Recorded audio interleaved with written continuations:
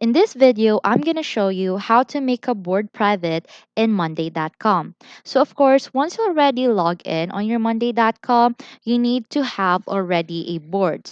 So on my end, I have here two boards, which is a marketing board and projects board.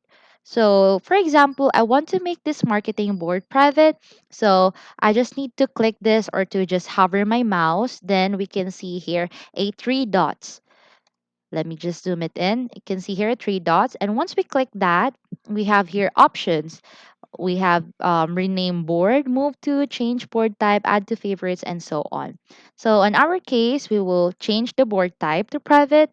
So once we hover it, our mouse, we can see another options, change to shareable or change to private. We will choose the second one, change to private, and we will be heading to another options. Choose whether to invite item assignees to this board. This depends on your preference. Either the two of these options you can choose. The first one is invite them and grant them access to this board. Or if you don't want to invite them and remove their access to this board, you can enable the second one. So I will choose the second one right now, and let's hit the change board to private button. So once we click this one, it's all good. We have this board already is a private one. How do we know?